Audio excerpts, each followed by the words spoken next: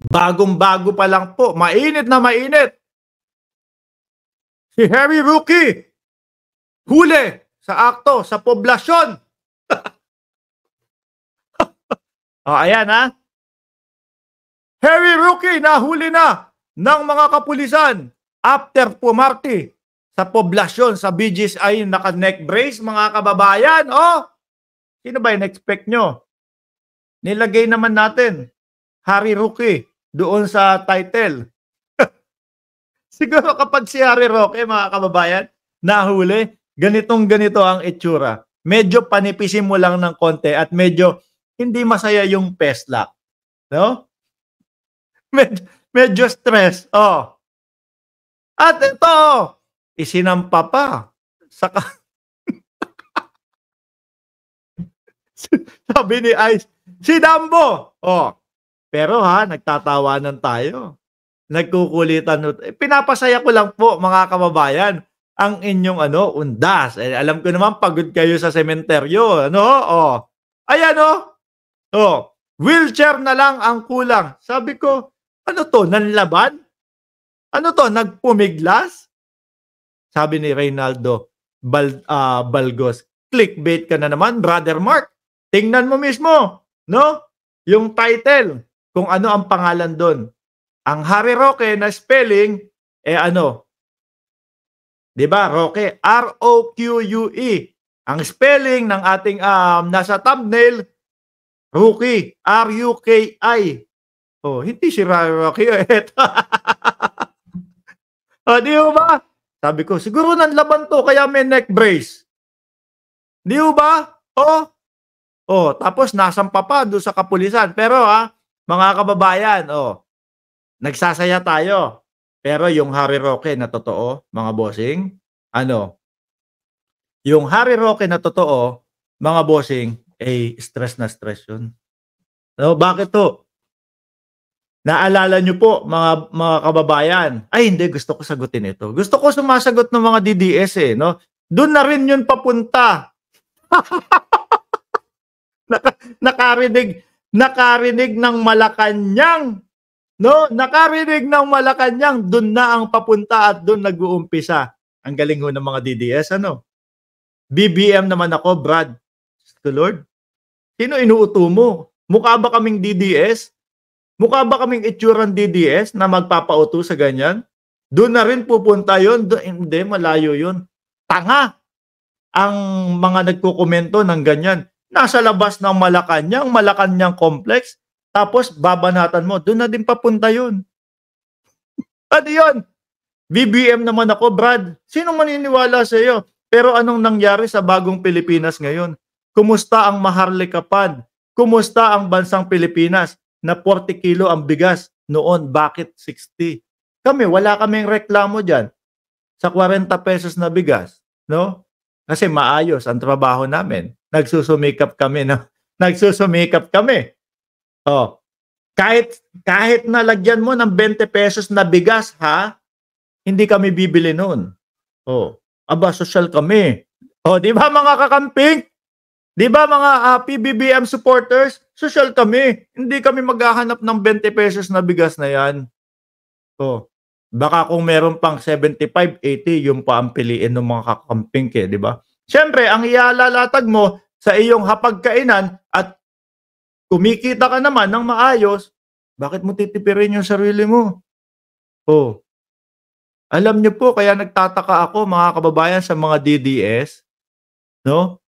Tataka ako Siguro, pag lumagpas ng 21 pesos ang bigas, mga kababayan, hindi na po kakain itong mga ito. Oh. Wala na. Tapos na, dead end na po. Oh, mag-aasin na lang siguro. Sa lahat po, no? Ng mamamayang Pilipino, DDS lang po ang naghahanap ng 20 pesos na bigas, mga kababayan. Tapos, tingnan nyo. Sige, yan ang dahilan kung bakit mahina ang utak ninyo Oh, hindi na makakain ng maayos, kaka 20 pesos ng bigas. Biruin mo, makarinig ng Malacanang, no? Dun sa Malacanang complex, ibig sabihin na, sa loob ng Malacanang. Oh, kain din ng maayos. 'Di ba? Kain din ng maayos, ha? Oh, balik tayo kay Harry Roque. Oh, yung Harry Roque na iniidolo ninyo, Kibuloy din ang pupuntahan niyan. Bakit? Naku, mag-iiyakan na naman kayo. Mag-iiyakan na naman ng mga DDS kapagka si Roque naman ang nahuli. No? Bakit? Yung kay Kibuloy nag-iiyakan ho sila, mga kababayan. Galit na galit ho sila kay General Torre, mga bossing. Naku, meron na namang bagong, trabaho si General Torre, si Harry Roque naman, ano? Bakit ho?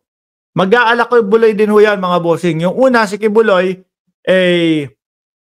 hindi sumisipot sa Senado at sa Kongreso. Sabi ni Kawamura Dayanara, wala na bang katapusan ang 20 pesos na bigas? Si Roque, ganun din. Nagtatago na sa Kongreso. Di ba? At sa Senado din. No? Ngayon, sinampahan na ng kaso, mga kababayan. Ngayon, magiging legit na.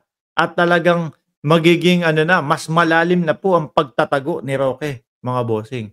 Buti nga yung ganito, merong katuwaan tayo, no? Sasabihin yung clickbait, Harry Roque naman talaga pangalan niya, no? Di ba? Sabi ni Chi, alam mo naman, DDS, Mark, Inggitero at Inggitera. Sabi ni paring Just Vincent, after ni Roque, si Bantag naman. Naku, baka naman mapuno na yung star dito ni General Torre, mga kababayan. Di ba? Eto pa, may neck brace pa. Yung neck brace na yan, nakikita ko, yung wheelchair. Dating Pangulo nga di ba? Kapag kayong sa mga mautog nila, wala naman saklay ang dating Pangulong Duterte. Pero yung pumunta, di ba? Yung pumunta ho, mga kababayan, si dating Pangulong Duterte doon sa kanilang, sa Senado. Meron ng saklay. Di ba? Sabi ni Chi, pupwetan na si Harrieta Roque. Pag nahuli yan, mga kababayan, sasabihin din, sumuko ako. Yung ganyan po yung mga style nila, mga kababayan. Sumuko ako, pero nakubkub po. Pagka yung kaso kay Harry Roque na, tawag doon? Yung kinaso sa kanya? Parehas nung kay Kibuloy Walang bail. Di ba? Sandali. Nawala sa isip ko. Paki-comment nyo nga dyan yung ikinaso kay Harry Roque. Walang bail. So, ang mangyayari ho doon, mga kababayan, habang dinidinig po yung kanyang kaso, nandoon din siya sa oblo, mga kababayan. Kung sinagot na lang ni Roque lahat yun, baka humaba pa yung kanyang buhay sa labas, di ba? Human trafficking. Salamat, Jack Mende, Martus Lexus, Leonides, Hoxon Casibo, Brian Katabay. Yan, human trafficking. Walang yan. Walang bail yan. Di ba? Sabi ni Sir Tony Ninobla, ang gagamitin sa wet packs ni Harites ay mantika na pinaglutuan ng tuyong pampadulas. Diyos ko Lord. Mga boss, pinasaya ko lang ho ang inyong gabi. Dahil ako, miski ako, nung nakita ko itong post ni Harry Roque, tawang-tawa din ho ako, mga kababayan. Pero kala ko kanina si Tony Fowler yung kasama niya dyan. Mahilig palang pumarty itong si Roque. Totoo, in real life, yung real life na Roque, mahilig din po sa party yun, mga kababayan. Bakit? Lagi ho nilang lagi ho nilang binabatikos ang ating presidente. Naku, si BBM, puro party-party lang yan. Pero, nung mga makaraang ilang buwan ho, mga kababayan, may nakita na mahilig din ho silang mag-party doon sa Malacanang. Nandoon si Badoy, nandoon si Roque. Tayo, wala naman po tayong mga doon Wala ho tayong mga, kumbaga, wala tayong reklamo sa pagpaparty nila. Mga kababayan. Reynaldo Garcia, salamat po.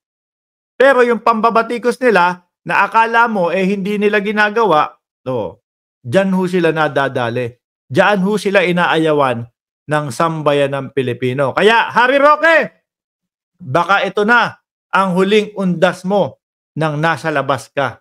Oh, mga kababayan, alam ko po pagod na po kayo, no? Dahil karamihan sa inyo ay galing sa galing sa sementeryo. Magpahinga na po kayo, no? Doon naman sa mga late na nakarating, oh, gawin yung pampatulog itong video natin, mga bossing.